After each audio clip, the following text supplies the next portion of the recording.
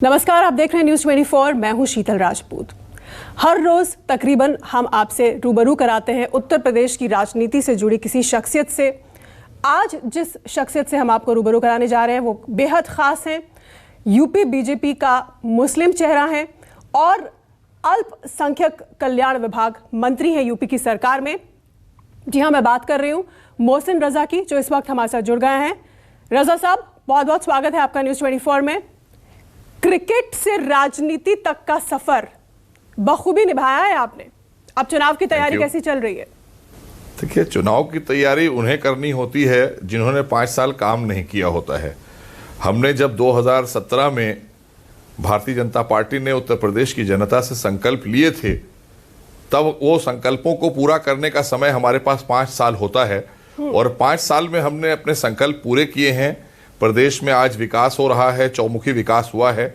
आज कानून का राज स्थापित हुआ है, नौकरियां मिली हैं नौजवानों को, रोजगार मिला है, श्रमिकों को काम मिला है, बंद चीनी मिलें हमने खोली हैं। तो आप अभूतपूर्व कार्य हुए हैं उत्तर प्रदेश के अंदर। कोरोना के चलते भी जीवन और जीविका के तहत आज 15 करोड़ लोगों को मुफ्त राशन देने का काम उत्तर प्रदेश सरकार कर रही है, आदरणीय मोदी जी के आशीर्वाद से। तो इसलिए उत्तर प्रदेश चौमुखी विकास कर रहा है, एक्सप्रेसवे लेकर आ रहा है। चाहे आप ज़मीन पर आप आ जाएं, ग्राउंड रियलिटी देख लें, और चाहे एयर कनेक्टिविटी की बात कर लें। हमने 4-4 एक्सप्रेसवे बनाए हैं, हमने एयर कनेक्टिविटी बेहतर की है।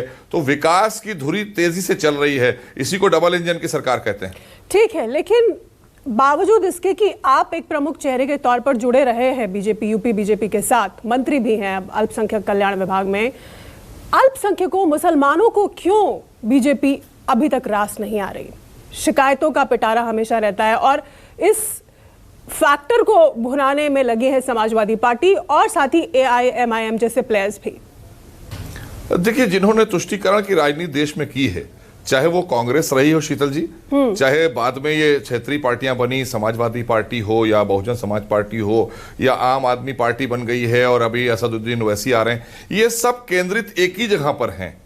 हम राष्ट्रहित में काम करते हैं, जनहित में काम करते हैं। तो उत्तर प्रदेश में 24 करोड़ जनता हमारी है। हमने जो योजनाएं बांटी हैं आज तक, मैं सन 47 से और आज तक आपके चैनल के माध्यम से मैं बताना चाहता हूं कि मैं चैलेंज करता हूं, कोई भी हमारे विपक्षी नेतागण आपके चैनल पर खुली डिबेट कर लें कि जिन्होंने सन 47 से आज तक अल्पसंख्यक कल्याण के लिए कल्पना भी नहीं की होगी, आज कम से कम 11 लाख से ऊपर हमने अल्पसंख्यकों को, खास करके मुस्लिम समाज के गरीब तबके के लोगों को मकान दिए हैं प्रधानमंत्री आवास योजना के तहत, मुख्यमंत्री आवास योजना के तहत।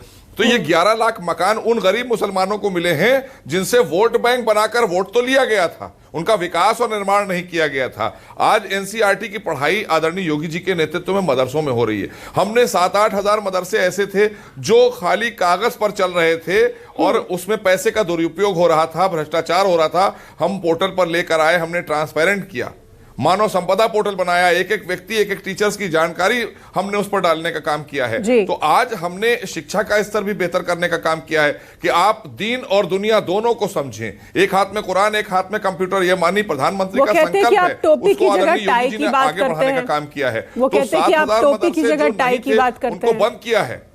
मैंने कहा कि हम वो जो मुख्य धारा से जोड़ने की बात आदरणीय प्रधानमंत्री जी और हमारे संस्थापक पंडित दीनदयाल उपाध्याय जी का जो संकल्प, उसको सिद्धि तक ले जाने का कार्य कि पंक्ति के अंतिम व्यक्ति को मुख्य धारा से जोड़ना है।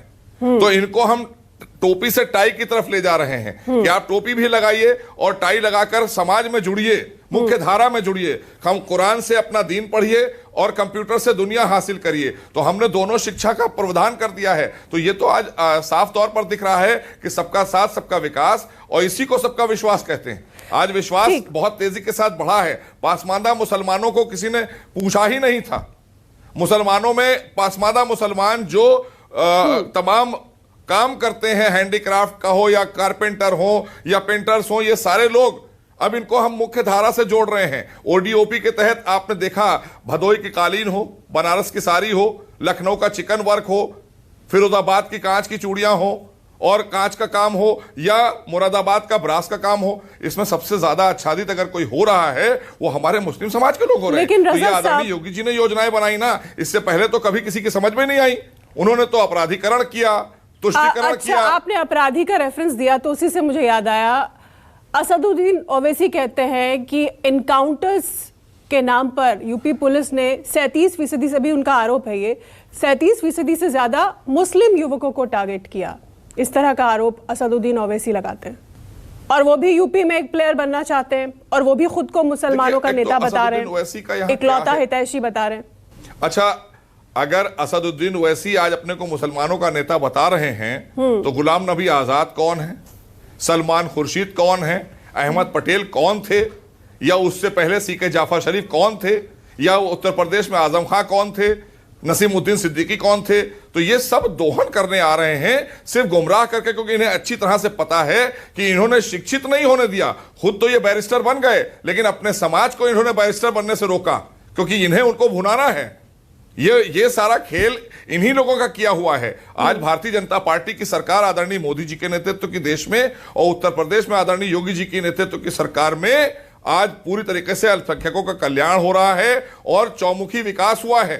आप पता करा लीजिए, ग्राउंड रियलिटी पता करा लीजिए, घर, मकान, रोजगार, सारी चीजें देने का काम किया है तो भारतीय जनता पार्टी ने किया है। हमने इनको वोट बैंक नहीं समझा है, हमने अपने देश और प्रदेश का नागरिक समझा है, और ये पात्र बने हैं। अगर ये पात्र ना बने होते तो उत्तर प्रदेश में शीतल जी 35% योजनाओं का लाभ जो है वो मुस्लिम समाज को गया है, 18% मुसलमान हैं। तो इनसे पूछिए कि इन्होंने सन 47 से आज तक क्या दिया था मुसलमानों को, चाहे सपा हो, कांग्रेस हो, बसपा हो, बताए ना आपको। अच्छा, ये बताइए कि 2019 में आपको 8% मुस्लिम वोट मिला, ये आपका खुद का स्टेटमेंट है, मैं आपका एक पुराना इंटरव्यू देख रही थी। अब यूपी के चुनाव में कितने % मुस्लिम वोट की आपको उम्मीद है? क्योंकि बहुत सारे प्लेयर्स हैं, बहुत सारे दावेदार हैं जो अलग अलग खुद को हितैषी बता रहे हैं मुसलमानों का, और एक अच्छी खासी परसेंटेज मुस्लिम वोटर की है यूपी में। देखिए, मेरा मानना यह है कि हमने बिना भेदभाव के, भारतीय जनता पार्टी के आदरणीय योगी जी के नेतृत्व की सरकार ने उत्तर प्रदेश में बिना भेदभाव के हमने काम किए हैं, और बिना भेदभाव के हमने योजनाओं को पहुंचाने का काम किया है जमीन पर, और उसका फायदा हमारे मुस्लिम समाज को मिला है। दबे कुचले मुस्लिम समाज को रोजगार मिला, दबे कुचले मुस्लिम समाज को घर मिला, जो पात्र बने पात्रता के आधार पर उनको तमाम योजनाओं का लाभ मिला है। तो हम ये उम्मीद कर बैठे हैं कि जिस तरह से सर्व समाज का वोट मिलेगा, ऐसे ही हमको मुस्लिम समाज का भी वोट 15 से 20% मिलेगा, ये मेरा मानना है। और धीरे धीरे वो परसेप्शन टूट रहा है। भारतीय जनता जो है, भारतीय जनता पार्टी की समर्थक बनेगी, ना कि सपा, कांग्रेस और बसपा की बनेगी, क्योंकि वो भारतीय जनता है और हम उन्हीं के विकास और निर्माण के लिए काम कर रहे हैं। हम भारत और भारतीय जनता के लिए हमारा संकल्प रहता है। हमने संकल्प लिए हैं, जो भारतीय जनता पार्टी के संकल्प हैं वो देश के लिए हैं और भारतीय जनता के लिए हैं। हम उनको जमीन पर उतार रहे हैं, पूरा कर रहे हैं। बिल्कुल, आपकी सोच पहले भी काफी प्रगतिशील रही है। आपने मुखरता से ट्रिपल तलाक का विरोध किया, बहुत सारी ऐसी जो रूढ़िवादी परंपराएं थी आपने उनका विरोध किया है। दोबारा आपकी सरकार चुन के आती है 2022 में उत्तर प्रदेश में, तो 1, 2, 3 करके मुसलमानों के लिए क्या प्रगतिशील, उनको आगे बढ़ाने के लिए किस तरह की प्रोग्रेसिव योजनाएं आपके दिमाग में हैं? आप खुद उस समुदाय से जुड़े हुए हैं। देखिए शीतल जी, मेन हमारा जो प्राथमिकता रहेगी वो शिक्षा का स्तर बेहतर करना होगा, बेरोजगारों को रोजगार देना होगा, जो वंचित हैं, शोषित हैं हमारे समाज में भी, खास करके मुस्लिम समाज में, जो पासमानदा समाज है, जिसको हमेशा से नेगलेक्ट किया है लोगों ने, वोट लेने का काम किया उनसे, लेकिन उन्हें कुछ दिया नहीं, कोई योजना का लाभ नहीं दिया। आज हम उन योजनाओं का लाभ भी उन्हें दे रहे हैं। हम अपने समाज को शिक्षा की तरफ तेजी से ले जाएंगे, और जैसे हम उनको शिक्षित करेंगे तो जाहिर सी बात है कि उनको बहुत तेजी के साथ में शिक्षा का जब स्तर बेहतर होगा तो वो मुख्य धारा से जुड़ेंगे। तो हमारा संकल्प है कि इनको मुख्य धारा से जोड़ा जाए। और एक जो राजनीतिक दलों ने, विपक्षी पार्टियों ने एक परसेप्शन बना रखा है, वो परसेप्शन टूट गया है आज पूरी तरीके से। आज आप अगर कहीं पर भी बात करें, इवन आप नोएडा से हमसे बात कर रही हैं, गाजियाबाद में, नोएडा में आप मुस्लिम क्षेत्रों में जाइए तो आज वहां मकानों पर भारतीय जनता पार्टी का झंडा लहराता मिलेगा।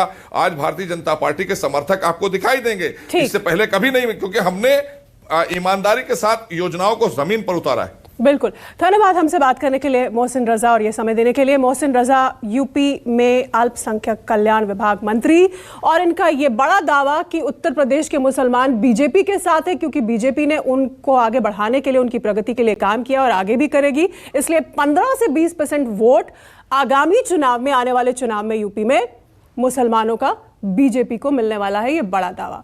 एक छोटा सा ब्रेक, देखते रहिए न्यूज़ 24। नमस्कार, मैं हूं मानक गुप्ता। अगर आपको हमारा ये वीडियो पसंद आया हो तो इसे लाइक और शेयर जरूर करें, और हां, हमें सब्सक्राइब और फॉलो करना ना भूलें ताकि आप देश और दुनिया की कोई खबर मिस ना करें। तो जुड़े रहिए हमारे साथ और देखते रहिए न्यूज़ 24।